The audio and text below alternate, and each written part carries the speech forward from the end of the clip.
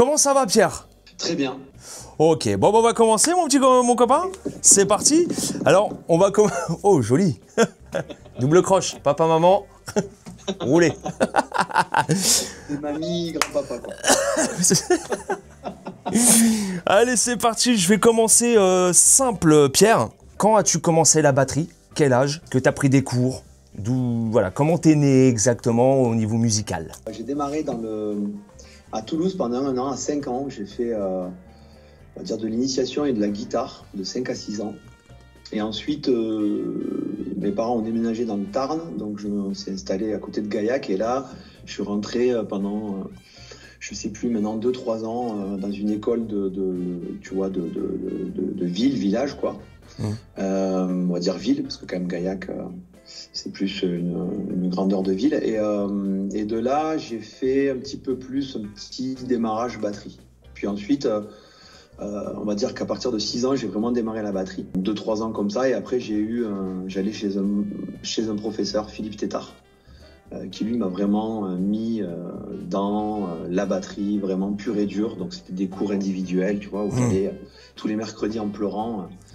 Ma mère m'obligeait à aller au cours de batterie. En parallèle de ça, tu achètes ton premier instrument, donc tu commences à travailler un petit peu à la maison, on va dire jouer. Voilà. Et au début, tu n'as pas envie, et puis on va dire qu'au fil du temps, la passion, elle n'est pas venue directe, mais chez nous, on était obligé de faire du sport et de la musique. Il n'y a pas eu de concession, et puis je remercie beaucoup mes parents parce que, mine de rien, c'est grâce à eux qu'un jour c'est né, on va dire, tel qu'une passion, parce que ça m'a sorti du cadre de l'école pure pour aller vraiment dans la musique. Et puis vers 13-14 ans, j'ai un autre prof qui venait chez moi, Patrick Barry, et qui lui m'a vraiment initié à jouer sur la musique, à vraiment accompagner, etc. Donc là, on était, tu vois, sur 12, 13, 14, 15 ans. Et puis, vers 15 ans, j'ai commencé à monter des groupes de copains, quoi, en fait, dans le village, un petit peu autour, tu vois, et à faire des premiers concerts dans les bourgades dans lesquelles on était, quoi. Donc, je suis relativement allé vite sur scène, entre guillemets, ce qui m'a permis d'avoir envie de bosser l'instrument derrière, parce que j'avais des problématiques aussi que je voulais résoudre avec mes profs. Et puis comme ça, j'ai balbutié jusqu'à le lycée, les groupes de lycée, etc. Et puis ensuite est arrivée la période toulousaine où tu es autour du bac, des années du bac. Et là, par contre, ça faisait quelques années que je me posais la question de la batterie. J'avais vraiment envie d'aller vers ce sujet-là, mais je ne savais pas comment on pouvait faire. Parce que je venais vraiment du lycée, on va dire, normal. Donc technique, S, etc. Tu vois, maths, physique, mécanique, électronique, c'était pas du tout le truc. Je faisais vraiment de l'instrument à côté.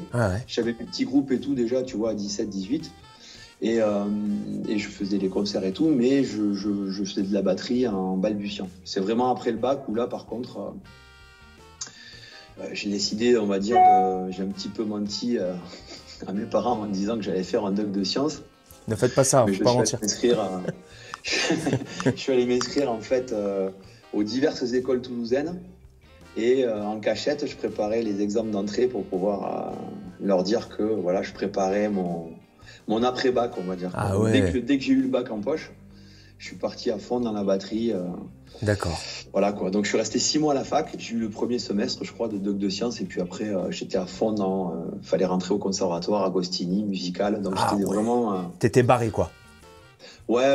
Puis j'ai annoncé ça à mes parents, ils m'ont dit ok. Donc au début c'était assez flippant. Puis après ils ont vu que j'étais tellement à fond. Et puis là, je crois que sous les coups de 20-21, il n'y avait plus de potes, plus rien autour. C'était 2-3 ans, 10, 9 heures, 10 heures, 12 heures de batterie par jour. Non, ah oui. Un fou. J'étais rentré dans un truc où obsessionnel, quoi. Je découvrais ma passion. Je voyais qu'en plus en travaillant j'arrivais à progresser. Donc là, Agostini.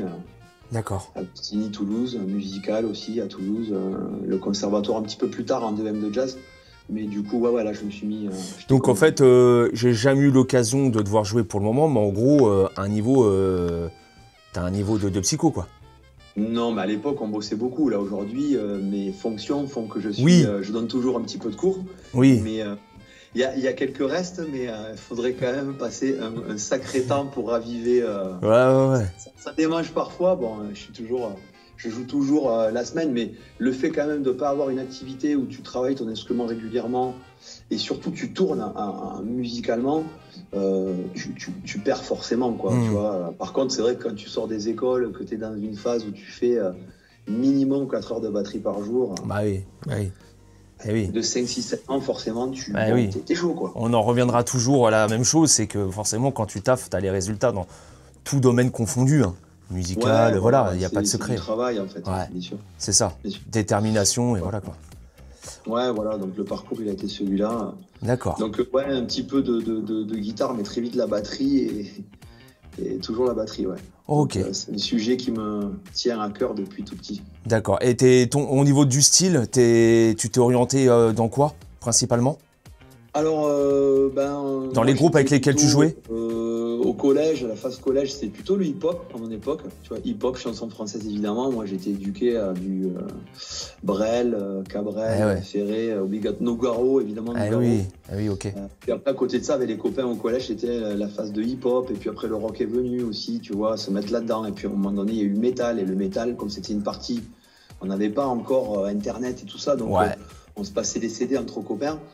Et dès qu'il y avait les parties un petit peu techniques, on se demandait comment on faisait les batteurs. Donc, Sepultura, Pantera, Slayer, et puis toute Korn, toute la vague Limp Bizkit. Voilà. Ça n'est passé une phase où il y a eu 10-15 ans quand même bien dans le métal. Donc, quand je suis arrivé à Toulouse et notamment les écoles, j'étais empreint quand même de groupes plutôt métal rock que jazz, etc. C'est les écoles qui nous ont un petit peu fait découvrir la partie jazz. Pour nous, c'était genre, on peut complexe. Pas jouer ça parce que c'est l'intelligentsia de la musique. C'est ça. C'est inaccessible pour nous. C'est vrai en plus. Mais en fait, pas du tout. Avec le travail, bien sûr. On s'est mis aussi à faire de ce style-là. Donc plutôt rock metal au départ, et puis après jazz via les écoles. C'était super intéressant du coup de mélanger les styles et d'aller vers ces deux-là. Et c'est toujours ces trucs-là qui me branchent, moi. D'accord. Voilà, vraiment autant le jazz classique que très très fusion aujourd'hui, jusqu'au métal ou rock, extrême ou pas d'ailleurs. Mais voilà, j'ai pas peur des musiques amplifiées et des musiques un peu plus écrites, quoi. Ouais, donc très diversifié, polyvalent de niveau domaine musical, quoi. Ouais, après, tu essaies de développer comme tu peux, tu vois, il y a tellement de batteurs énormes aujourd'hui en France que je les accompagne aujourd'hui. Je suis très heureux d'en avoir rencontré beaucoup via la distribution qui est venue beaucoup plus tard, en dernier, j'ai envie de dire. Ouais. Mais ça m'a permis de rencontrer Loïc Pontieux, Franck Agulon, Pierre Rétien, je pourrais en citer, Didier Ottavini, que j'adore. Oui, qui a fait avec Nathan, qui est incroyable. Kevin Pluta. Ils sont incroyables. Martin Manguermet qui a remplacé pour Tigran Amassian, là. Donc, des mecs énormes, quoi. En fait, il y a un vivier incroyable en France, en fait. Ah ouais. À Toulouse, beaucoup, j'ai l'impression aussi. Non, mais c'est vrai que j'ai fait Camille Bijoux, j'ai fait Nathan, j'ai fait Loïc, je te fais toi, Toulouse. Tu veux être un dieu à la batterie? File à Toulouse.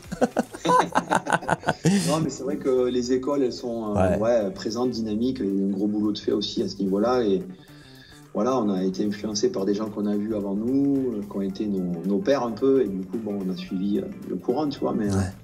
Mais avec beaucoup, comme je dis, d'humilitude. Hein. Voilà, il y a vraiment des géants aujourd'hui. Donc, bien sûr. Un petit parcours tranquille, mais voilà.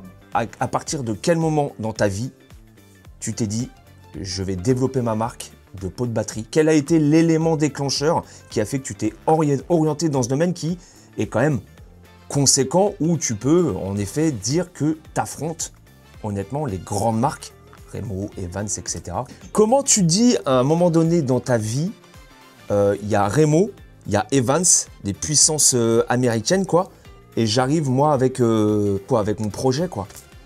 C'est une très bonne question. Après, c'est une histoire d'étape, en fait. C'est-à-dire que à la base, je n'ai rien à faire là-dedans. Ça, c'est le premier point, parce que, comme je te l'expliquais juste avant, je suis batteur. Je jouais en groupe, et au sortir des écoles, j'avais évidemment des projets à côté. Donc, j'ai fait des tournées, je suis allé jouer un petit peu en Espagne, dans divers endroits avec plusieurs projets. Donc, je m'étais pas du tout imaginé au départ que je m'étais imaginé donner des cours, et donc j'ai monté, si tu veux, en sortant d'Ago.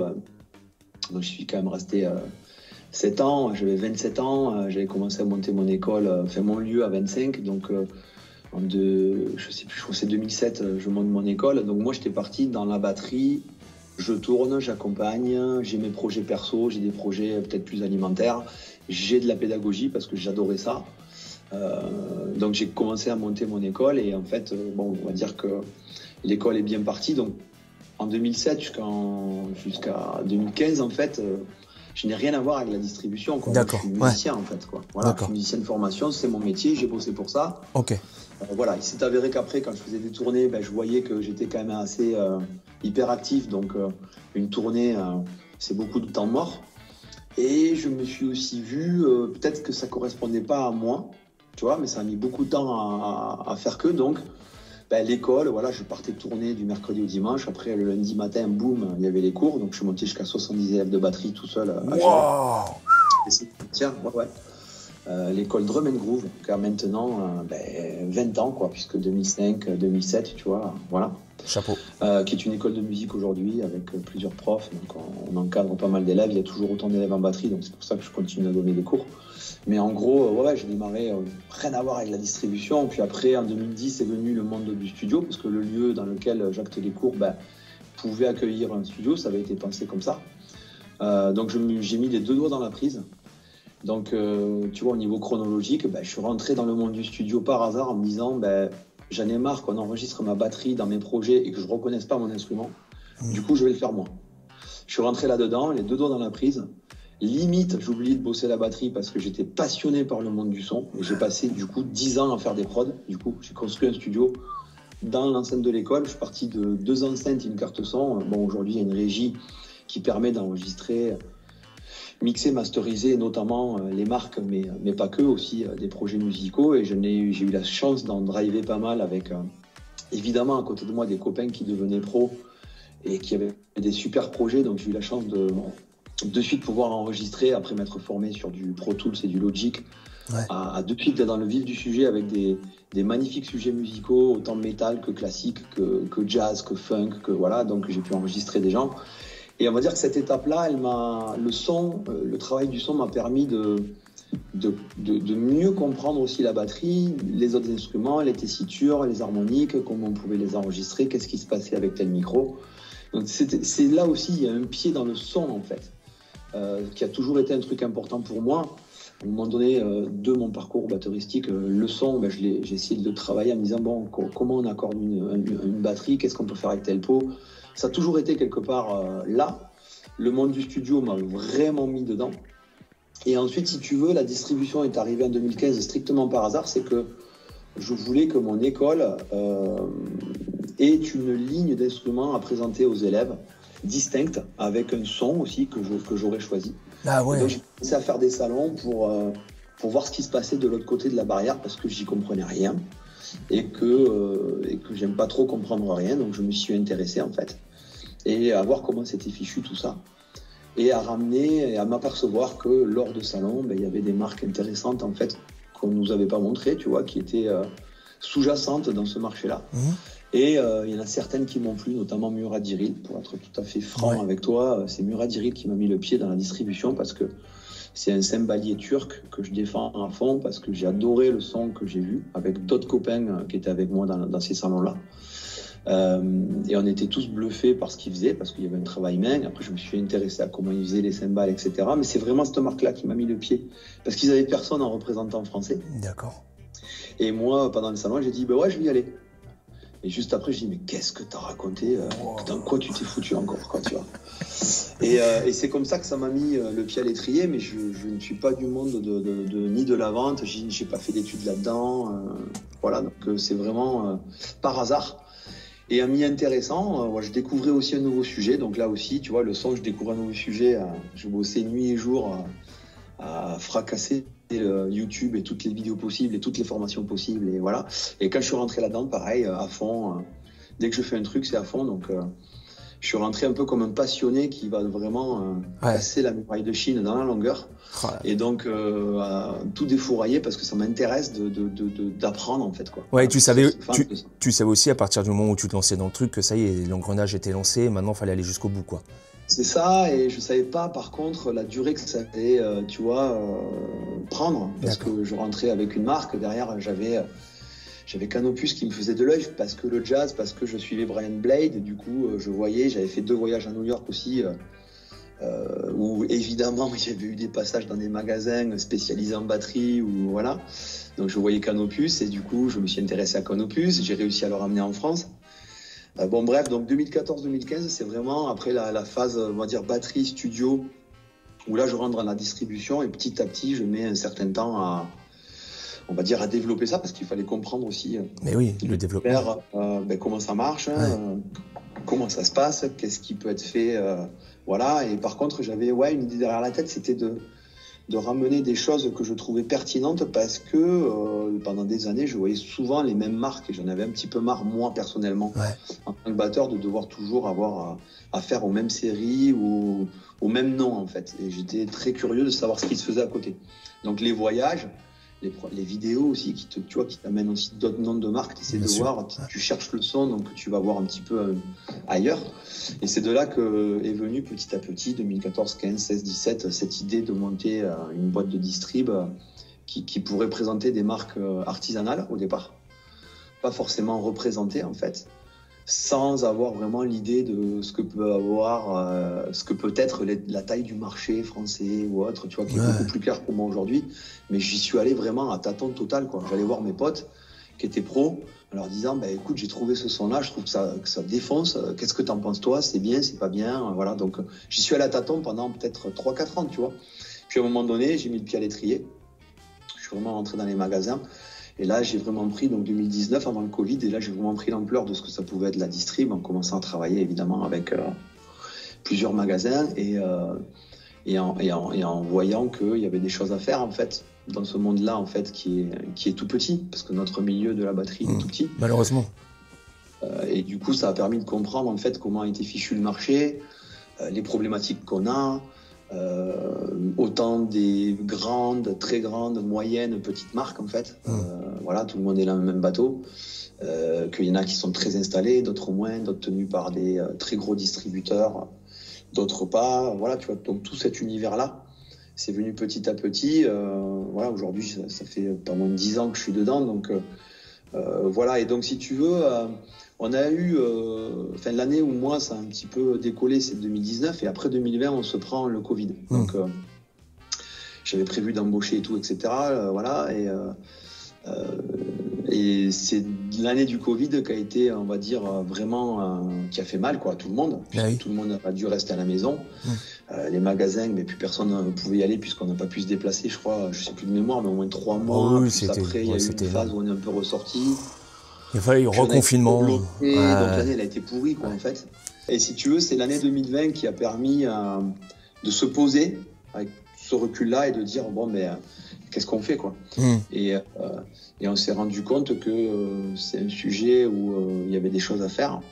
Et c'est en 2020, en fait, que la marque a pris sa naissance. Et qu'on a travaillé, mais comme des tarés, je me doute, toute la période du Covid, avec des batteurs, évidemment aussi un associé notamment, parce qu'il y en a plusieurs sur ma boîte, mais notamment un qui est Patrice Leroy, que je remercie dans la vidéo, parce que c'est un grand monsieur aussi dans ce milieu-là, et qui a beaucoup œuvré dans le monde de la batterie. Et avec qui on a un petit peu mis les choses sur la table, et certains batteurs, voilà, une équipe aussi autour, tu vois, je suis pas tout seul. Évidemment, on fait pas tout seul. Donc on s'est posé les questions, on est parti d'une feuille blanche et en avant Guingamp, quoi. On est parti à travailler le sujet comme des fous, avec, si tu veux, le passif de batteurs, de profs, j'enregistre aussi le son et je sais ce qui se passe dans le son et qu'est-ce qui peut être fait à ce niveau-là, à la distribution et cet aspect vente, en fait, qu'on peut avoir, et rayonnement, en fait. Voilà. Donc Hits, c'est un peu 20 ans, 25 ans d'expérience où tu te dis, voilà, même la boucle est bouclée pour un distributeur qui va créer sa propre marque. Donc on s'est mis autour de la table et on a bossé la charte graphique, on a bossé le nom, on a bossé les gammes, les séries, ça a pris un temps fou. La charge de travail doit être monstrueuse. Engagé, tu vois, pour se dire, ok, maintenant on fait notre truc. Quels sont les aspects positifs que j'ai traversées avec certaines marques ou expériences de musiciens ou de studio ou quoi qu'est-ce, et quels sont aussi des aspects négatifs que j'aimerais pas qu'il y ait. Voilà, donc on a posé vraiment tout ça. Ça a été et pareil. Je pense que pendant le Covid, moi je l'ai pas vu passer. C'était plus de 10 heures à plancher sur le sujet avec très très peu de temps de off, très clairement. C'est pas demain la veille que je remonterai une marque, parce que familialement ça a été aussi dur pour la famille de subir ça, parce que nous la boîte elle était pas bien, il y a plus personne qui stockait, on pouvait pas faire nos chiffres d'affaires, enfin, c'était une phase extrêmement compliquée, et à la fois si on n'avait pas eu ce temps-là à disposition, on n'aurait pas pu, je pense, arriver à créer ce qu'on a pu faire. Et aujourd'hui être fier de ce qu'on a mis au point, parce que voilà, c'est tout un temps, c'est 2 ans et demi non-stop à plancher sur le sujet, à se poser la question des séries, de qu'est-ce qu'on peut amener, de qu'est-ce qui n'a pas été fait, qu'est-ce qu'on peut faire à notre humble mesure. Voilà, et puis le fait que j'ai l'école, comme il y avait des cours, je pouvais tester aussi la durabilité, tu vois, des produits. Bien sûr. Ouais. Donc, t'as pu tester sur les batteries de l'école finalement. Excellent. Ça a été un lieu de test, t'as pas idée. Ah bah oui. Voilà, tous les protos sont nés là et ont été remis en question minute après minute sur le moindre paramètre possible, inimaginable. Autant évidemment le son central que la durabilité, quoi. Et la durabilité dans une école, rien de tel que pour tester avec. T'as 70 élèves qui passent par semaine. C'est clair, avec des frappes différentes et tout. Ça n'empêche pas que dans chaque marque, la nôtre aussi, on fait face aussi à de temps en temps à des problèmes de fab, il faut les résoudre. Donc ça aussi, c'est la partie qui est très importante et qu'il faut continuer de maintenir. Mais voilà, on va dire que ce Covid nous a permis aussi, dans l'aspect positif de cette période-là, de pouvoir créer en fait toute la marque en plus de celle qu'on avait déjà, et donc de pouvoir amener notre pierre à l'édifice avec l'objectif, voilà, on va dire que moyen long terme, essayer de rapatrier la production en France. Ça n'est pas le cas aujourd'hui. Je me répète, il n'y a pas de cachotterie à ce sujet-là. On fait là où les machines sont existantes aujourd'hui, en Asie. Et donc, comme tout le monde, hein. Ouais, on en parlera après, mais oui, évidemment, comme tout le monde depuis les années 70-80. Voilà. Donc voilà. Mais bon, il n'empêche, au-delà d'un cahier des charges, il y a aussi nos secrets à nous de fab, où voilà, on pourra rentrer si tu veux dans le sujet tout à l'heure, mais dans la constitution d'une peau, il y a le millard et il y a le cercle. Ce qui est très important, c'est cette corrélation entre le cercle et la matière plastique dérivée du PVC qu'on appelle le millard aujourd'hui, qui est une matière que du coup on a décidé d'utiliser à l'instar des animaux, d'accord, parce qu'au départ les peaux étaient animales. Yes. Puis après on a dit stop, on va arrêter d'utiliser l'animal pour équiper les batteries. Et donc voilà, le millard, c'est une matière qu'on utilise depuis les années 50-60, l'après-guerre en gros, Seconde Guerre, et donc qui a fait notamment son entrée dans la musique un petit peu par hasard dans la batterie, mais pas que, qu'on retrouve aujourd'hui dans plein de domaines. Moi j'ai des copains ingénieurs qui utilisent ça dans l'automobile, dans plein de domaines. D'accord. C'est le matériau central avec lequel on travaille pour nous batteurs, les peaux notamment. Tu vois, je savais pas, d'accord. Dans le secteur musique, voilà. Ouais, parce que ça fait évidemment plancher sur plein de choses en fait, ce sujet-là. Donc en 2020, on balbutiait, quoi. On a pris les peaux existantes, on a mis un coup de disqueuse au milieu, on a regardé comment c'était fait, et de là, on s'est posé des questions. Nous, en tant que batteurs, on utilisait du simple pli, du double pli, mais qu'est-ce qu'on peut faire, quoi? On va pas monter une marque pour faire ce que font les autres déjà. Excellent. Donc, comment on va faire pour être original? Comment on va faire pour se démarquer? Qu'est-ce qu'on va amener de nouveau, voilà, avec les possibilités que l'on avait et que l'on a aujourd'hui. Et donc voilà, évidemment, il y a plusieurs strates qui sont en cours chez Hitz. Là aujourd'hui, on est pour moi sur le niveau 1. Ah oui. Ouais. D'accord. C'est-à-dire sur de la peau cintrée, que j'adore, pour des raisons techniques évidemment, et de fait sonore. Et donc on a lancé toute une gamme en utilisant, parce qu'on s'est rendu compte, si tu veux, pendant la période de test Covid, que une batterie ne réagissait pas de la même façon Évidemment, selon qu'on lui mette du simple, du double pli, que l'on soit sablé, non sablé, là, je ne prends rien à personne. Bien sûr. Par contre, la peau de résonance, on a vraiment halluciné. Donc, moi, j'ai redécouvert certains instruments et ça a été sujet de discussion avec la plupart de nos artistes pour parler de cet élément-là que beaucoup de batteurs omettent, et en fait, qui est extrêmement importante, quoi, la peau de résonance. Donc, c'est un sujet, si tu veux, qui nous a permis de balayer le dessus d'un fût et le dessous, qu'on soit sur une caisse claire, un tom ou une grosse caisse, et donc de comprendre les corrélations qu'il pouvait y avoir entre les différents éléments. Donc, il y a eu ça, donc on a créé une gamme, et puis après, il a fallu aussi créer des choses qui n'est peut-être pas totalement faites chez les autres. Et là aussi, ça a été, pendant le Covid, des phases de réflexion incroyables, et qui nous ont permis de sortir la Dark Side, par exemple, qui est une série spéciale pour moi, parce que ça a été la dernière de la gamme à voir le jour. J'étais très content d'arriver à la mettre au point. Et dans une autre mesure qui existe ailleurs, puisqu'on utilise déjà des films d'épaisseur différente, mais la King V est pour moi une gamme aussi qui est arrivée un peu par hasard, et qui est très rigolote, puisque du coup elle est venue se placer par hasard dans ce qu'on avait déjà créé, et qui trouve sa place en plus de façon terrible, puisqu'on va même développer d'autres trucs. Donc voilà, toutes les gammes ont, si tu veux, une histoire. Évidemment que tu vois, l'expérience et le background passé nous ont servi pour vraiment créer la totalité du catalogue, quoi. C'est clair. Et par rapport au nom que tu as défini pour chaque gamme, par exemple, je vais prendre King V, la King V, pourquoi? Par rapport au chanteur ou pas du tout? Alors, non, pas du tout, mais c'est une très bonne question. Chaque nom est cogité de mon côté. J'ai pensé vraiment, si tu veux, l'utilisation de ma marque du site internet jusqu'au magasin qui est le point de revente. C'est-à-dire que pour moi, la colorimétrie, quelque part, la charte graphique, c'est quelque chose qui a été très important dans la confection de la marque. C'est-à-dire que je voulais qu'il y ait un lien entre l'histoire qu'on voulait amener à une gamme. Par exemple, la DB, elle a un fond jaune.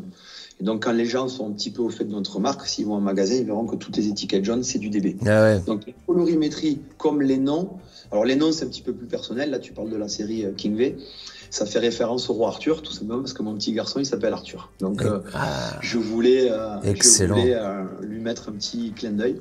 Génial. Et chaque nom a une petite histoire. Voilà. Donc, soit c'est une histoire technique, et donc soit il y a une corrélation un petit peu plus personnelle. Donc, on a essayé de cogiter chaque millimètre de la marque. Non, mais il n'y a rien qui a été laissé au hasard. Oui, de toute façon, ça.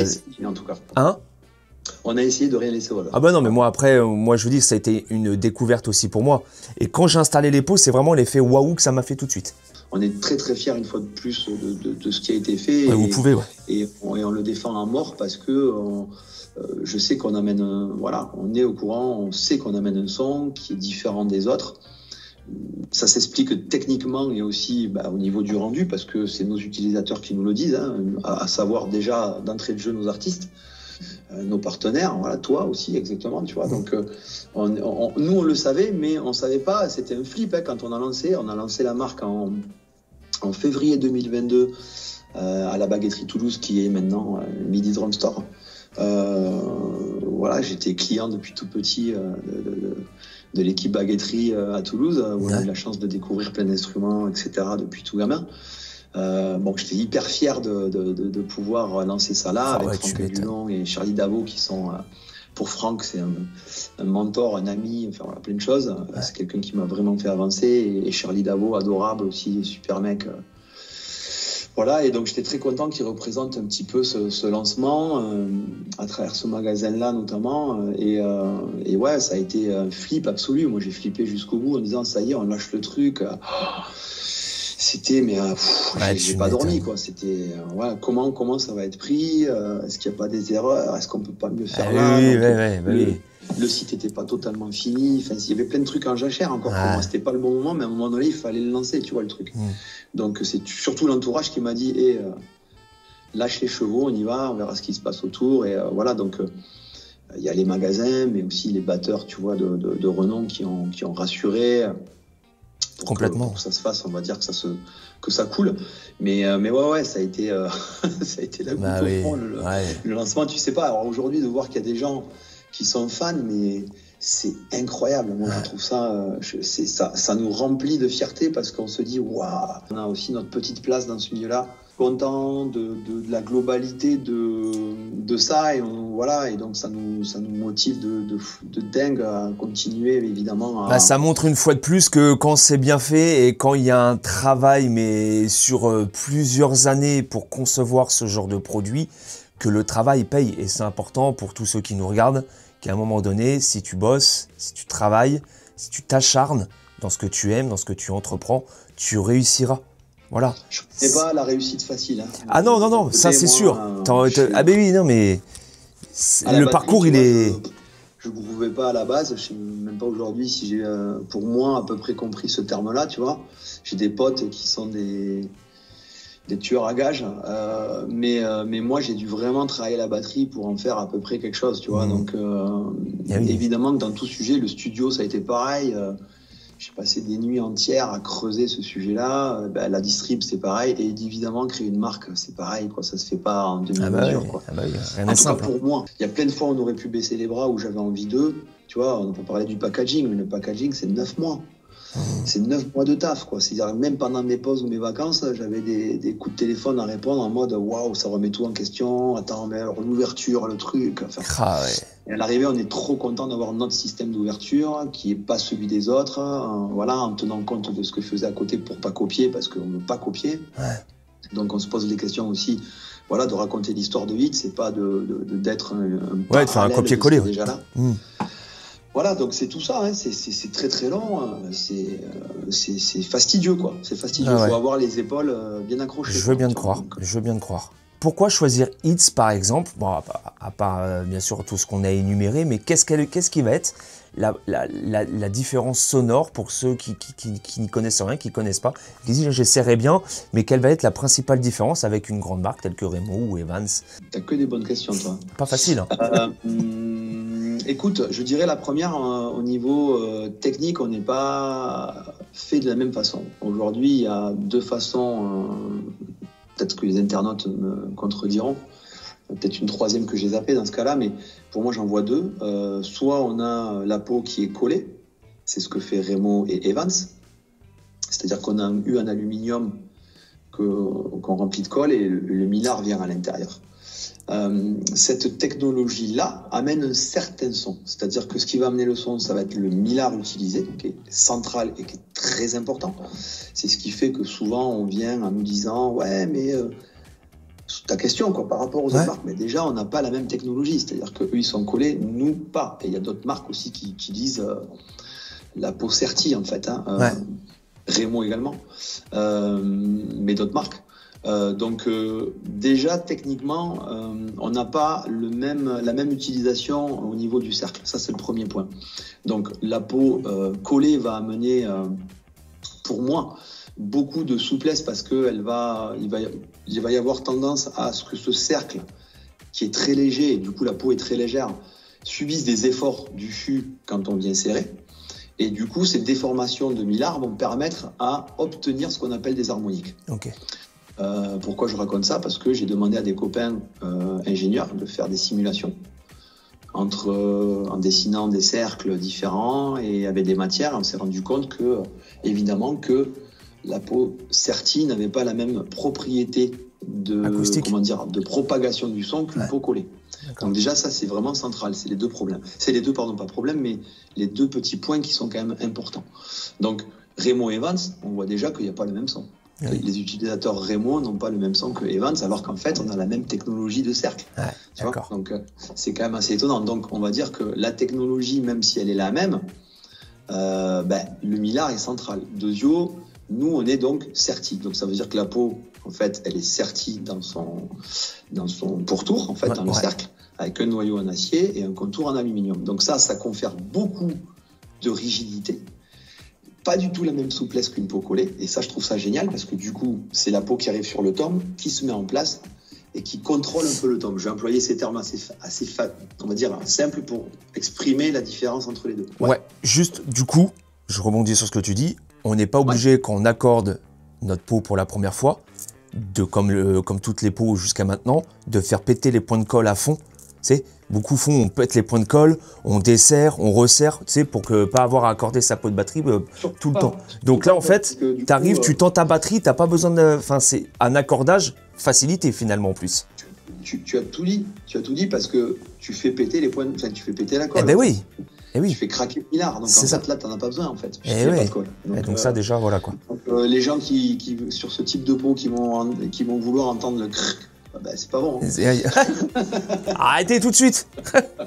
Non, mais en tension. Alors ce qui peut être fait, parce que j'ai déjà vu fait par certains vendeurs aguerris. Je peux citer Francisco, vendeur à Toulouse, qui met un petit coup de poing au milieu une fois qu'il a placé sa peau, mis le cercle, commence à mettre quelques coups de clé, met un petit coup de poing central pour asseoir, on va dire, le film sur le chanfrein et bien asseoir le truc. Une fois qu'on arrive en tension, ce qu'il y a de génial avec ces pots, c'est que justement, comme la tension est vraiment uniforme d'un bout à l'autre et que le cercle, une fois que tu mets un effort sur le cercle, c'est vraiment plusieurs points qui vont suivre en même temps, c'est des pots qui s'accordent beaucoup plus facilement. Donc moi, en fait, il y avait un côté plug and play qui m'intéressait énormément. Voilà. Pour autant, on est différent des autres marques qui utilisent aussi cette technologie-là pour des questions de millard. Et là, c'est nos secrets de fabrication, en fait. Donc, ceux qui pensent qu'on est pareil qu'à droite, à gauche, grosse erreur, quoi. Parce que justement... le travail de fond, il est aussi là, quoi. Voilà. On utilise nos propres millards, en fait. Donc, notre son, il est bien à nous et on a bien notre façon de voir le son sur une batterie pour ces deux fonctions-là. Plus tard, j'aimerais évidemment utiliser autre chose que la peau sertie. C'est pour ça que j'ai employé le terme de step 1, parce que j'ai imaginé 3 steps, en fait, pour être tout à fait précis avec toi. Et donc, là, pour aujourd'hui, dans ce qu'on est en train de voilà, parce qu'on est tout jeune, on a 2 ans, on va pas, tu vois. Cette marque, on a déjà en tête évidemment d'autres idées. Moi, j'ai plein d'idées sur les matériaux en eux-mêmes, etc. Donc c'est même au-delà du millard, tu vois, que je vois la chose à moyen et long terme. D'accord. Voilà. Donc aujourd'hui, la gamme, elle ressemble à ce qu'on voulait sortir avec cette technologie-là. Et évidemment, donc, ce que je peux dire, c'est que pour les utilisateurs Remo et Evans qui ont eu l'habitude et qui ont encore peut-être l'habitude de ces pots-là, il faut se poser la question de la peau de réseau. C'est pour ça qu'on a créé différentes gammes de peaux de résonance. C'est pour rassurer les utilisateurs ancestraux Remo et Evans, c'est-à-dire qu'une batterie respire par sa peau de résonance, et il y a beaucoup de batteurs qui ne sont pas au courant de ça. Nous, si on n'avait pas creusé le sujet, on ne le saurait pas. Donc on a créé 3 grandes séries, Delicacy très fin, qui nous permet, de par le millard utilisé, de réouvrir les harmoniques qui auraient pu être perdues de par la technologie de cercle qu'on utilise. Puisque je dirais que de base, si on ne parle pas de peau de résonance, mais uniquement de peau de frappe, on va avoir un côté un peu plus contrôlé aussi que Remo et Evans. Et moi aujourd'hui, j'ai beaucoup de mal à rejouer autre chose parce que je me suis habitué à ce contrôle, on va dire, équilibré d'harmonique. Moi, quand je reprends aujourd'hui une peau... Remo ou Evans, c'est pas la question de est-ce que c'est bien ou pas bien, c'est juste qu'au niveau de ce qui se passe au niveau du son, ça m'affole les oreilles, j'ai trop d'infos harmoniques qui vont dans tous les sens. Donc ça, moi déjà, c'est un truc que j'ai pu résoudre via la peau cintrée. Et donc, si tu veux, ça permet de contrôler les harmoniques, et donc en les contrôlant, on en perd un petit peu. Donc comment on fait pour les réouvrir? C'est dessous que ça se passe. Donc évidemment, on a créé des gammes différentes pour que avec les différents films utilisés, épaisseur, etc., on ait une ouverture normale ou extrêmement ouverte ou extrêmement fermée, de façon à pouvoir contrôler l'entièreté d'un fût. C'est par exemple un sujet dont Loïc Pontieux, donc, était super intéressé de creuser ensemble, en fait, tu vois, pour le choix de ses pots. On a passé du temps à voilà, ce que je lui explique ça. Il était dans cette phase aussi de recherche sonore, il y est toujours. Et c'était super intéressant de creuser sur cet aspect-là, quoi. Ouais, bien sûr. Évidemment, on a creusé sur l'aspect où on peut, parce que les batteurs sont habitués à mettre tout pareil dessus, dessous. Moi, non, en fait, je suis quelqu'un qui aujourd'hui utilise différentes peaux de réseau en dessous et différentes peaux de frappe sur le dessus. C'est très intéressant de creuser. Mais ça vient petit à petit, si tu veux. C'est à force de creuser le son que tu vas tester des choses, t'apercevoir. Voilà, les dernières tournées avec Franck m'ont permis, et je pense à lui aussi, de voir que On avait changé les pots de réseau, mais on avait aussi, pour des raisons d'écoute du public qui vient nous voir en magasin, lors de ces événements-là, de faire écouter différentes sensations, tu vois, peau sablée, peau transparente, etc. Et on s'est rendu compte que même des peaux dépareillées, putain, c'était super bien, parce que quand tu mets la peau que tu veux pour un tome basse de 16, eh ben, peut-être tu peux en mettre une autre sur un tome basse de 12, et encore une autre sur un tome de 10, et tu obtiens un truc que tu as l'impression visuellement, en effet, dépareillé, mais ça tient la route, en fait. C'est très intéressant. En gros, habiller ton fût différemment en fonction de sa taille. Et ouais. Moi, tu vois, j'ai un 18. J'ai un 18, comme j'ai fait dans la vidéo où j'ai mis la bricole en peau de réseau. Il y a un petit Moongel. J'en avais 5 avant, quoi. Et là, tu te dis, mais la peau de résonance, comme tu le dis si bien, c'est d'une importance cruciale. Et même moi, c'est quelque chose que j'avais tendance à négliger. J'avais parlé avec des batteurs aguerris, on a tous. Moi, le premier, on achète une batterie, on frappe dessus, on voit pas la peau de dessous, donc on va pas forcément s'y intéresser. Ça prend des années, des fois, à se dire, tiens, mais qu'est-ce qu'il y a dessous? Il y a une peau, tiens. Ce qu'il y a dessous depuis des années, on s'efforce de changer ce qu'il y a dessus, mais on se pose pas la question. Donc nous, une fois de plus, le sujet de la peau nous a mis en corrélation directe avec qu'est-ce qui se passe dessus, qu'est-ce qui se passe dessous, quel est le volume d'air emprisonné. C'est assez logique, j'en prends rien à personne en disant qu'un fût de 10 n'a pas le même volume d'air emprisonné qu'un 16 ou un 18 ou une grosse caisse.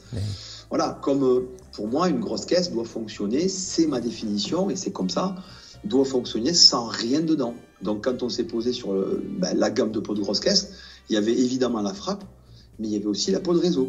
Donc c'est une corrélation, c'est un équilibre. Donc pour moi, si ça sonne avec rien dedans, on est dans le vrai. C'est-à-dire qu'on laisse parler le bois, on fait vibrer le bois en frappant. Les deux peaux rentrent en résonance, vont créer du mouvement, du déplacement d'air, vibrer, donner un son, et du coup, ce qu'on obtient, ça doit être pour moi naturel, en fait. Donc chaud, chaleureux, etc. Donc tu vois, c'est toutes ces, comment dire, l'aspect technique vient répondre à une façon de concevoir le son. Après, il y a les oreilles et la musique, en fait, qui vont créer aussi le reste. La frappe de chacun.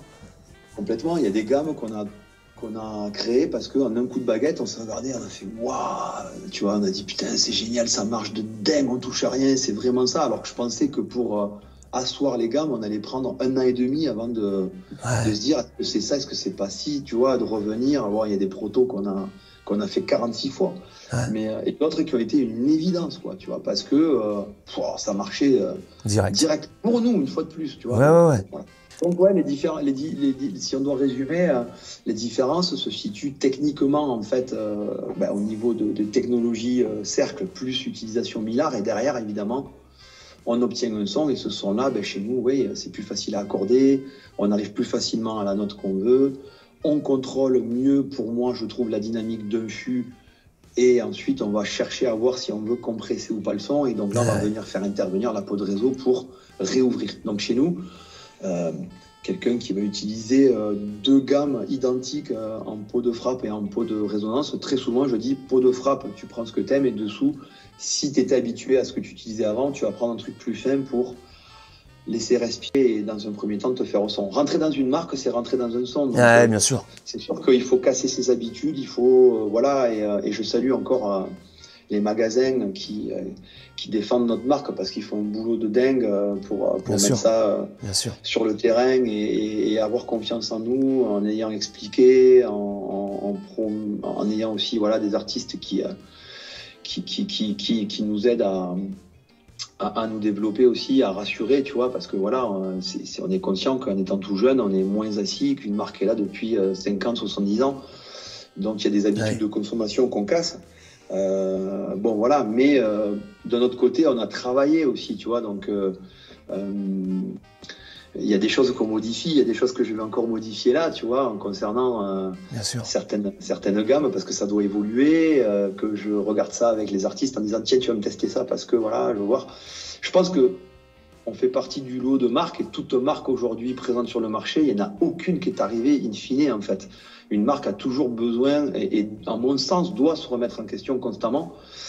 des fois, ça fait pas plaisir parce que ben, voilà, tu peux faire face à un défaut de fab, à un souci que tu n'avais pas soulevé. Ah, ça arrive, hein, ça c'est... Voilà. Je te donne un exemple clair, hein, on a lancé la gamme Tous les Moons, je pensais pas que les dots pouvaient se décoller. Et ben, en fait, la colle utilisée en corrélation avec le matériau utilisé ne fitait pas bien, il a fallu faire encore de la recherche pour trouver l'élément qui allait venir vraiment se coller au dos de façon plus pérenne. On va encore le faire évoluer, donc voilà, il y a des choses qui nous remontent. Voilà, moi je suis en alerte avec ce truc-là. Évidemment, toujours tu vois, très en alerte pour voir bien sûr, le ressenti de chacun. Qu'est-ce qu'on peut améliorer, qu'est-ce qui devait marcher qui ne fonctionne pas, ou qui marche et puis d'un coup ça se met à plus fonctionner, pourquoi. Et donc voilà, toujours des va-et-vient, c'est jamais fini quoi en fait. Ah oui, non mais c'est clair. T'es pas prêt de te reposer quoi. On verra après la mort. Alors sachez que si vous avez des questions par rapport à la marque, vous voulez équiper votre batterie de Pau Hits, Pierre reste disponible malgré ses journées de 72 heures. Donc il y aura tous les liens dans la description. Voilà, si vous avez des questions, il y répondra assez rapidement, je pense. En règle générale, tu es très réactif. Je sais, et voilà. Alors, quand je ne le suis pas, je m'en excuse parce que des fois, en effet, les journées sont longues, mais il y a aussi une pléiade de magasins pour nous relayer. Il y a une pléiade d'artistes aussi qui sont là pour donner. Je sais que ça chatte et que ça discute aussi pour donner des indications et tout. Donc, je ne suis pas seul, une fois de plus. Ouais. Il y a des gens autour de moi, donc voilà. Mais ouais, bien sûr. Après, s'il faut répondre à des questions, quelles qu'elles soient, autant de l'ordre technique que du rendu sonore, évidemment que je connais bien les séries. Tu m'étonnes. Tu es accompagné aujourd'hui, tu travailles pas tout seul. Il y a combien de personnes de réunies dans l'équipe qui travaillent sur tout ce projet Alors en front, je suis solo encore pour quelques mois. Là, il va y avoir des choses qui vont évoluer, on va dire courant mai. Évidemment, après, non, je ne suis pas tout seul à faire ce projet-là. Comme je l'ai dit un petit peu en amont, il y a d'autres personnes. Il y a Patrice Leroy qui a aidé, évidemment, et toujours à l'heure actuelle à creuser les questions de la marque. Il y a aussi d'autres batteurs. Je pourrais citer Nathanaël Buis qui a fait un boulot incroyable, qui est le batteur, qui est aujourd'hui ingénieur son. Juste à côté du studio de Francis Cabrel, donc à 1 heure de chez moi. D'accord. Babou Music, qui est un ingénieur son, mais qui a aussi participé à faire toutes les vidéos promotionnelles pour les artistes et les produits, quand on a voulu faire les produits aussi, pour avoir tous nos produits sont visibles sur notre chaîne YouTube. On peut voir les pots de tomes, de caisse claire, de grosses caisses. Voilà, c'est quelqu'un qui a beaucoup œuvré. Puis il y a quelques batteurs, tu vois, qui étaient, on va dire, insufflés par l'énergie du projet au départ, comme notamment Franck Agulon, tout ça, qui ont participé, on va dire, à la finalisation de certaines gammes, avec des retours. Je peux citer aussi Didier Ottaviani, je peux citer aussi quelques autres batteurs, Charlie Davo, Simon Renaud. Voilà, il y en a quand même pas mal qui étaient, si tu veux, gravitant autour. Très bien, d'accord. Et toujours de très bons conseils pour nous faire des retours, tu vois, concrets. Moi, je pense toujours que plusieurs cerveaux, c'est mieux qu'un.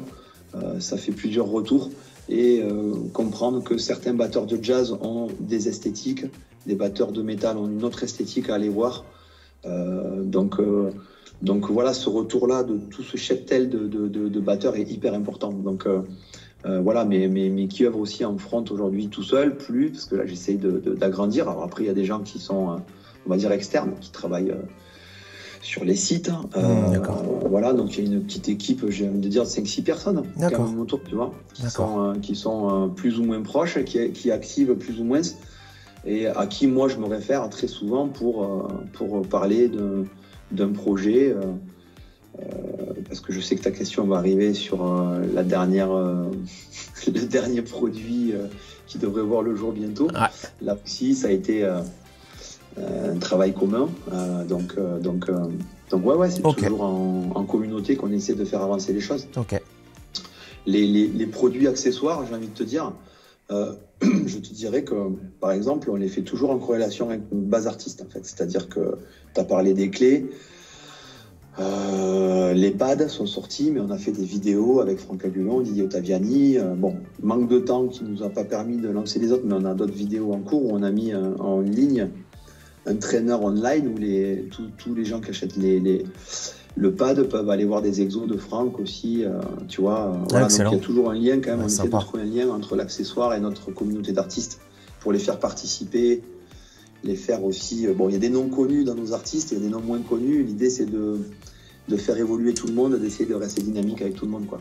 D'accord. Donc, voilà, c'est tout un ensemble de personnes qui œuvrent derrière X, quoi. Voilà. Je suis le représentant, on va dire, physique, ouais. Mais il y a plein de gens dans l'ombre qui actent aussi. Ok, très bien. Pierre, du coup, est-ce que tu peux nous parler, que penses-tu aujourd'hui du marché actuel ? On fait face en fait à une succession de choses, quoi. Il y a l'histoire qui nous précède en amont. Aujourd'hui, on fait face après ce Covid à certaines problématiques qui sont issues, comme je le disais, d'une histoire. C'est-à-dire que il y a beaucoup de marques qui fabriquaient dans leur propre pays, quand on regarde un petit peu jusqu'aux années 60-70, et puis à un moment donné, les politiques diverses et variées de nos pays ont fait que le marché s'est ouvert et on est allé voir ailleurs, en fait, quoi. Donc aujourd'hui, on fait face aussi au fait que voilà, on a une conséquence directe, indirecte aussi de choix politiques faits qui ont fait que les marchés se sont ouverts. Et à partir des années 70-80, déjà, c'est ce qu'il faut expliquer aux gens, c'est que la plupart des marques sont sorties de leur pays, ils sont allés voir dans les pays où c'était plus facile de fabriquer, avec plus de volume. Et donc, il y a une énorme partie, pas que la batterie d'ailleurs, on peut parler de la guitare, du piano et divers et variés, où le marché est parti en Asie. Et c'est encore le cas aujourd'hui. La plupart des magasins ont sur leur étalage des produits qui viennent de ces pays-là. Donc, nous, le but du jeu, c'est qu'on arrive, en démarrant évidemment comme les autres, à essayer de rapatrier ça ici. Ça va être un processus long, mais le marché, aujourd'hui, tu vois, on fait face à quoi? On fait face à la montée des matières premières. C'est une première chose. Donc, le carton, le fer, l'acier, etc., le plastique, tout ce qui compose un instrument de musique, batterie ou pas, a déjà pris, tu vois, un sacré shoot suite au Covid. Et c'est ce que je te disais en tout début d'interview, c'est que le Covid a permis de mettre en exergue des problèmes qu'on aurait peut-être vus dans 10 ans. Là, en fait, on y a dû y faire face maintenant. J'aimerais que de mon vivant, j'espère arriver, en fait, en tout cas, à essayer de produire ici pour créer de l'emploi, qu'on soit un peu plus autonome, entre guillemets. Donc on est parti, nous, avec les moyens du bord, mais notre objectif, il est celui-là, quoi. Et j'ai un très bel exemple, puisque tu me posais, je rebondis sur une... sur ta question passée par rapport à DS, qui est un exemple pour moi, parce que c'est une marque qui a réussi en partie à rester en Italie, pas totalement, parce que on peut pas, dès qu'on veut attaquer l'entrée de gamme dans notre marché, c'est impossible de passer autrement que par la partie Asie. Donc que tu sois Tama, Ludwig, Sonor, Mapex, Gretsch, Ludwig, qui tu veux, toutes les entrées de gamme jusqu'aux moyennes gamme minimum sont faites en Asie, quoi. Il n'y a que aujourd'hui très très peu de pourcentage qui est fait dans le pays d'origine, quoi. Voilà. Et ça va correspondre à une partie de la prod qui est infime, en fait, quoi. Donc je crois que toutes les marques, voilà, elles essayent de maximiser chez elles, mais force est de constater que le marché s'étant déplacé. Alors historiquement, vous pourrez questionner le net. Moi, je m'y suis penché, donc je ne vais pas faire ici tout un cours là-dessus, mais il y a eu des phases où, dans l'histoire, on a essayé de rebasculer, d'essayer de revenir, mais bon, c'est compliqué. Donc voilà, aujourd'hui, est-ce qu'on peut dire aussi que tout ce qui est fait en Asie est pourri? Il faut arrêter avec ça, quoi. Je crois qu'à un moment donné, c'est se mentir. Les gens qui veulent prôner... Il y a tout qui vient de là-bas, quoi. Non, mais le 100% chez soi, aujourd'hui, ça n'existe pas. On peut prendre un fabricant de caisse claire français, quel qu'il soit, il utilise des cercles qui ne sont pas français, des tirants qui ne sont pas français, des vis qui ne sont pas françaises, des rondelles pas forcément françaises, des timbres de caisse claire qui ne le sont pas, des déclencheurs non plus. Est-ce que ça fait de ça une mauvaise caisse claire? Faux, c'est super. Ça peut faire des très très beaux instruments. Ça va au-delà de savoir si tu as tout fait ici, mais aujourd'hui, on est quand même pris, on arrive, nous, Hits, C'est un moment de l'histoire dans le milieu de la peau où on est dans un certain marché. On doit faire avec ce que l'on a pour essayer de se dire, ben, c'est pas compliqué. Soit après, tu as gagné au loto. On va jouer ce soir d'ailleurs. Alors attends, justement, je voulais te parler de ça vite fait. 217 millions, j'ai joué, d'accord, j'ai fait 3 ou 4 grilles, je sais plus. Si je gagne, je te le dis là devant tous ceux qui nous regarderont, je te le dis à toi, je te paye les machines qu'il te faut pour faire tout ce qu'il faut en France. Monstrueux. Voilà, donc croise les doigts pour que je gagne. Ah ben là, mon pauvre. Voilà, croise les doigts pour que je gagne. Ah T'inquiète, après j'aurai tout le temps de dormir. Ah non, évidemment. Et oui, de ouf. Évidemment, mais voilà, donc... et oui, c'est toujours pareil. De Lucas pour DS, c'est pareil, il devait s'arrêter. Et c'est un gros faiseur qui a fait qu'il a pu avoir des machines aussi. Donc peut-être qu'il y a des investisseurs qui nous écoutent et qui voudront discuter avec moi, mais je suis extrêmement motivé. Bien sûr. Ça se passe sur sol européen, bien évidemment. Oui. Est-ce que je me couperai de ce qui se passe à l'extérieur? Je te dis direct non, parce qu'aujourd'hui, et le travail fait et les relations sont magnifiques, et que c'est super, et que je pense aussi que si un jour on arrive à être à l'extérieur, loin, est-ce que ça ne sera pas intéressant qu'il y ait un faiseur pas trop loin de ces pays-là? Donc c'est complètement débile. Aujourd'hui, il y a des marques qui font faire à certains endroits et qui ont des pôles de ralliement de matos à certains endroits de l'Europe pour l'Europe, tu vois. Donc tous les distributeurs vont se servir là. Et puis il y a d'autres pôles aux États-Unis pour les États-Unis. Donc la planète, c'est une surface très très grande en superficie et d'avoir des points de ralliement à divers endroits est un point évidemment à étudier, qui est très très important dans le développement d'une marque. Dire que tout va partir d'un point là, je connais bien le monde des marques, je peux te dire que même dans le monde de la peau, tout ne part pas des États-Unis, c'est pas vrai. Donc faut arrêter avec cette lubie, cette lubie, ouais, bah oui. Eh oui. Voilà, ça n'a pas de sens. J'en parle souvent avec les magasins, hein, même dans le milieu de la guitare, puisqu'aujourd'hui, ma musique distribution, on part aussi dans d'autres secteurs. Il y a des marques qui fabriquent chez elles et il y a une partie des marques qui n'est pas faite chez elles et il y a d'autres marques qui ne sont absolument pas faites chez elles. Est-ce que ça en fait des bons ou des mauvais instruments? Mais dans le lot, on pourra dire ce qu'on veut. Ouais, il y a des mauvais instruments parce que peut-être que c'est pas fait avec qualité et qu'on va chercher aussi un certain range dans le marché, tu vois. Bien sûr, bah oui. Alors après, des fois, voilà, c'est pas bien fait parce que ça n'a pas été bien pensé. Et ça, qu'est-ce que tu veux peut-être que dans les marques, il n'y a pas que des musiciens, tu vois, ou des gens, je sais pas. Ça me dépasse aussi. Mais je sais que nous, en tout cas, on fait bosser nos oreilles. C'est d'abord nos oreilles, et après, on voit ce qui se passe, quoi. Okay. Tu vois. Donc, si j'en reviens à Hit, c'est le monde de la peau. On arrive à un moment de l'histoire. On fait avec nos possibilités. On démarre notre histoire avec évidemment d'autres marques qui sont là avant nous, qu'on respecte, et nous, on écrit notre petit bout d'histoire à nous, avec notre façon de voir le truc, notre vision, et notre envie aussi, bercer de cette expérience-là pour amener quelque chose de un petit peu fraîchou, un peu nouveau, quoi. Excellent, voilà. Excellent. C'est beau. Quel parcours incroyable. Pierre, on va en parler un petit peu de cette bomber ou quoi? Eh bien, si tu veux. Dernier. Faut qu'on en parle quand même parce que cette peau de grosse caisse, moi, je l'attends un peu comme le Messi, quoi. Moi aussi. Et là, on va rentrer en production. Donc, c'est la dernière. Ça vient finir la gamme des peaux de grosse caisse pour le moment. Parce qu'en fait, elle est écrite sur le packaging depuis 2 ans, mais on l'a pas. Donc, tu vois, j'ai mal dormi pendant un petit moment. Donc là, on est content parce que c'est une peau qui devrait voir le jour d'ici, je dirais, un mois et demi.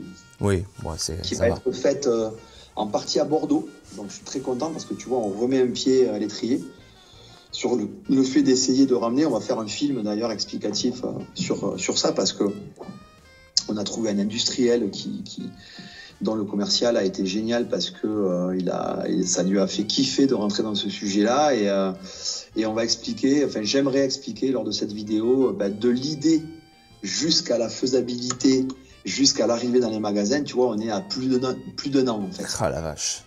Alors l'idée elle est très con, mais il fallait la trouver et j'ai défoncé je sais pas combien de fois de grosses caisses pour tenter d'eux. On l'a trouvé l'idée de il y a je sais plus, je crois que c'est janvier ou février 2024 et là on va rentrer en phase de prod. Donc il y a une partie qui sera faite à Bordeaux et l'autre chez notre fabricant donc.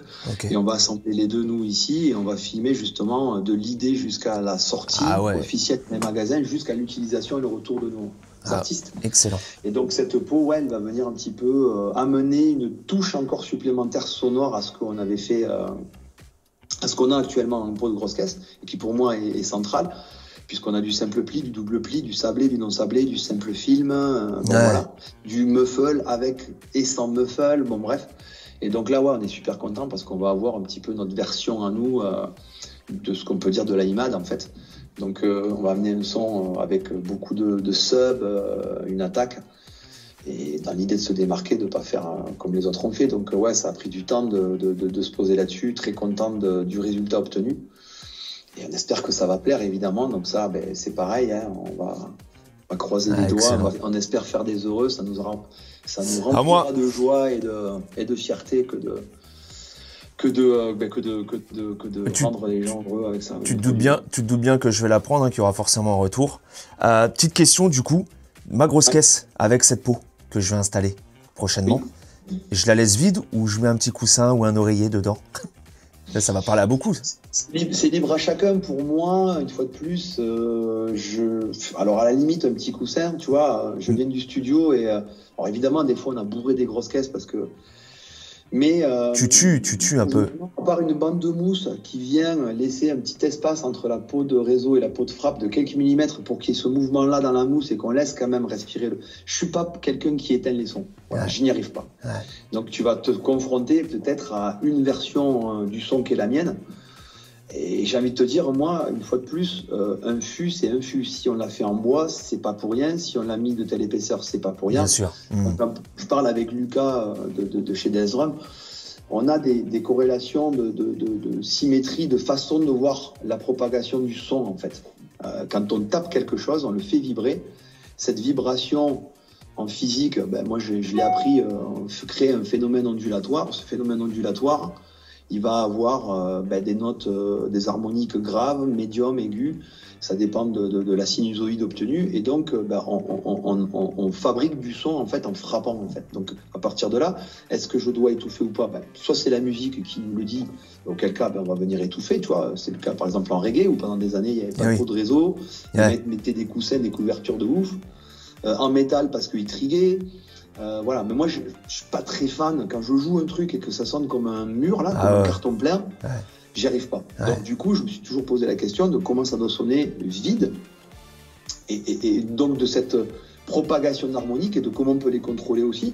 Donc en effet, sur une grosse caisse, pour enlever cet effet ballon qu'on peut retrouver des fois, tu sais, le boum avec une espèce d'harmonique qui vient là dans les médiums aigus ou médiums, très souvent mettant simplement une petite mousse et qui vient pas, pour moi, une fois de plus, se fixer contre les deux peaux, mais qui a un petit peu de jeu, même aussi fin soit-il, ça vient déjà enlever, parce que ça met un élément acoustique d'absorption dans ta grosse caisse qui va permettre un petit peu d'absorber certaines fréquences, mais de ne pas tuer la respiration globale du fût. D'accord. Donc, j'espère que la Bomber va amener plus de subs que toutes les gammes de peau qu'on a créées, et un claquant...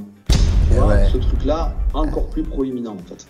Voilà, donc on va avoir normalement un sub un peu plus massif avec une attaque particulière. C'est ce que j'ai recherché et c'est pour ça qu'on a mis beaucoup de temps parce que, je te dis, j'ai essayé vraiment des trucs dans tous les sens. C'est un truc qu'on a trouvé en commun avec des personnes aussi de magasins et tout ça. Donc c'était super fun parce qu'on s'en est rendu compte par hasard. Et une fois de plus, j'étais pas tout seul dans mon coin. J'avais des idées en tête, mais physiquement, c'est tout. Vous avez des questions, tiens, et ça, et puis bam, tu mets un coup, là, tu fais tout le monde se regarde en mode waouh, qu'est-ce qui s'est passé? Ah, excellent! Ouais, ça doit être monstrueux à vivre, ces découvertes. Parce que tu te dis enfin, déjà. Tu te dis déjà, juste le mot enfin, déjà. Là, tu te dis déjà. Puis après, il y a tout. J'arrive, chérie! Ça y est! J'ai trouvé! Et après, il y a la phase de fab où tu dois parler avec quelqu'un qui va mettre en œuvre tes idées, toi, que tu as avec les contraintes techniques. Et donc là, tu fais face à un autre phénomène qui est très long. Alors, je dis pas que pendant l'année, j'ai fait tout ça, mais ça a été très, très long, en fait, d'arriver à se mettre d'accord en prenant en compte les idées que nous on avait et de dire en fait on peut pas faire ça, mais on peut faire ça, mais du coup ça remet en question ce truc-là. Bon bref, donc ça fait tout un enchaînement de mois qui fait que ça prend du temps. En fait. Oui. Et pour autant on avait une idée précise du truc final, donc voilà, les épaisseurs, les trucs, tout ça, ça a un sens. Donc voilà, il faut faire avec les contraintes techniques du fabricant, avec les matériaux qu'il peut avoir. Des fois, il peut pas en avoir alors qu'on avait tablé d'avoir certains trucs. Donc ça nous fait repartir un coup en arrière. Donc on a fait beaucoup en avant, 3 coups en arrière, un petit peu en avant, 3 coups en arrière. Ah ouais. Tu fais que des va-et-vient en fait, c'est que ça. Donc ça prend du temps jusqu'au moment donné où tu arrives à te dire, ok, j'ai un diapason là, ouais, on commence à être sur le même mode et on est tous d'accord, donc allez bam, on y va. Donc là je te dis, on va lancer incroyable dans les prochains jours le truc, donc j'espère que d'ici un mois et demi, tout le monde peut jouer ça quoi. Il me tarde. Ah. Super, écoute, franchement, bravo pour tout ce que tu as construit jusqu'à maintenant, même si pour toi ce n'est pas fini, que ce n'est que le début. On peut que te féliciter et te dire que tout ce que tu as fait, tout ce que tu as vécu, c'est pas pour rien aujourd'hui. Donc franchement, merci pour tout, pour ça, et de m'avoir fait découvrir ton projet qui te tient tant à cœur. Et ça me touche énormément. Vraiment. Je vais aussi remettre, je remercie moi à mon tour aussi les gens qui m'accompagnent, autant autour de moi que dans l'équipe aussi de communauté d'artistes. Je suis très très fier de chacun et de ce qu'ils peuvent tous amener, que ce soit une microscopique petit caillou comme voilà. Je pars du principe qu'on est tous dans le même bateau et que on est une communauté, c'est notre force et je remercie vraiment je les remercie de nous faire confiance, tous les artistes, et évidemment aussi les magasins qui nous accompagnent, qui nous font confiance. C'est super important bien sûr d'un point relais avec des gens compétents qui vont expliquer à l'utilisateur final ce qui peut se passer avec tel ou tel pot. Donc évidemment que je remercie évidemment ce large panel de magasins. Voilà, c'est toute une famille qui prend part au truc. Donc après, tu sais, toi, quand tu as des idées, c'est chouette. Après, il faut pouvoir les distiller. Donc bon, voilà, c'est génial quand on peut, on va dire par step, avoir des gens qui sont là aussi pour prêcher la bonne parole et continuer faire que ça avance. Hein. C'est une marque, il faut durer. Hein, tu vois. Oui. Après, en plus, j'ai envie de te dire... Après, c'est vrai que quand tu as des artistes comme Nathan, Kevin, Gabi, Vigrou, Loïc, qui te font confiance et que c'est des mecs, notamment Loïc, le gars, ça fait des années qu'il est dans le milieu, quoi. Oui, c'est énorme. J'avais la goutte au front quand il m'a appelé, tu vois, parce que énorme. C'est venu de lui. Il m'a appelé, j'étais en cours, je me souviendrai toujours, lundi soir, j'étais en cours.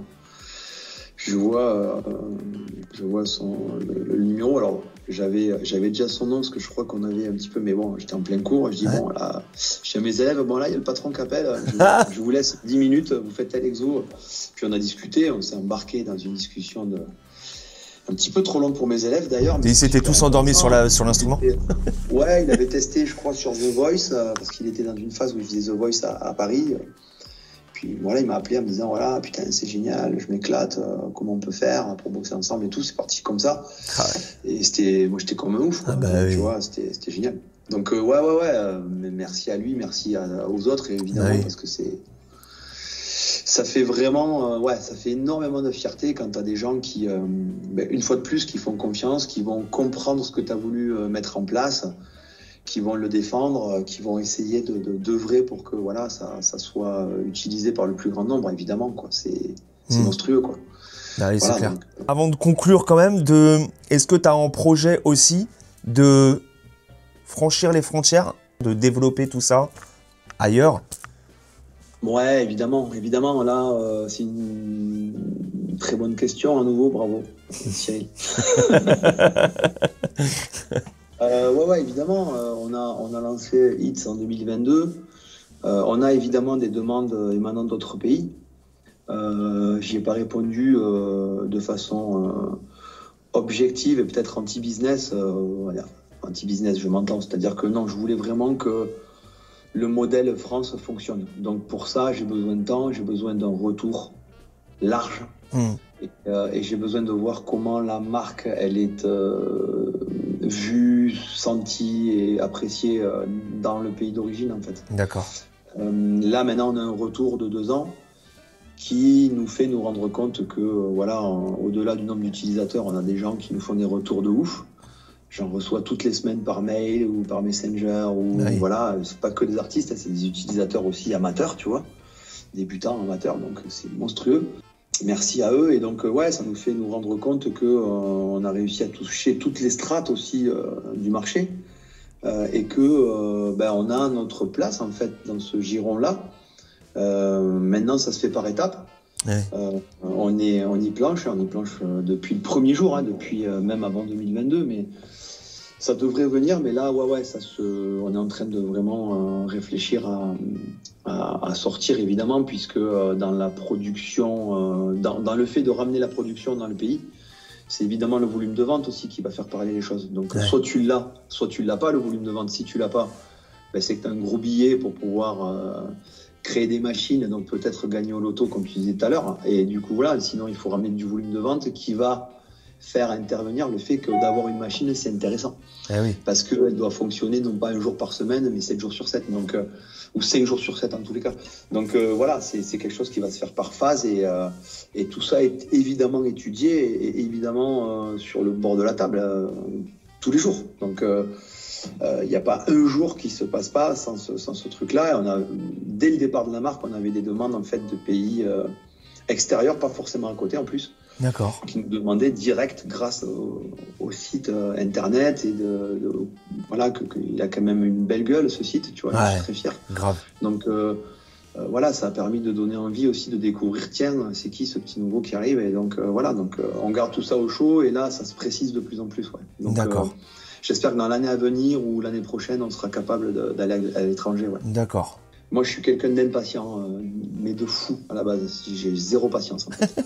Ouais, putain. Donc là, le fait d'avoir travaillé un instrument m'a permis de comprendre ce que le mot patience voulait dire, parce que t'as beau vouloir aller à 220 BPM à la double croche avec les pieds, ça se fait pas en un an. T'as beau avoir envie de faire telle indépendance pour telle esthétique sonore, ça prend des fois, et il y a d'autres sujets que j'ai lancés qui sont pas finis. Des mois et des mois. Énormément d'années, et dans le milieu de la fabrication ou de la distribution ou de marque, c'est très très long, et c'est pareil que dans le reste, il faut s'attacher un petit peu au siège et pas lâcher, quoi. Mais je pense que tout vient à qui travaille, en fait, donc on va pas lâcher, et puis on verra où ça nous mène, mais ouais, il faut garder le cap, quoi. Ouais. Est-ce que tu as quelque chose d'autre à ajouter, mon ami ? Merci beaucoup du temps que tu m'as bien voulu me consacrer. C'est moi qui te remercie. Pour aborder divers sujets. J'espère que ça va éclairer évidemment tous les gens qui ont besoin d'infos, qui cherchent à en avoir, ou qui nous découvrent aussi. Voilà, donc c'est génial. Et voilà, un grand merci à toi, et en espérant faire découvrir la marque aussi via cette vidéo à plein de gens, et éclairer ceux qui utilisent déjà. Voilà. Exactement. Et si vous voulez essayer donc les pots Hits, donc c'est My Music Distribution, le site. Hits.fr, où vous avez les produits. Et donc voilà, ça permet de voir un petit peu tout ça, quoi. Et en plus, avec un petit code promo, il y a une petite réduction grâce à Cyril Le Batteur Session. Voilà, donc cerise sur le gâteau. Bah, j'ai envie de te dire, pourquoi s'en priver, laissez, voilà, faut y aller, hein. Les gars, faut y aller. Puis à un moment donné, il faut pas se poser de questions, hein. Exactement. Salut Pierre. À bientôt. Bye bye.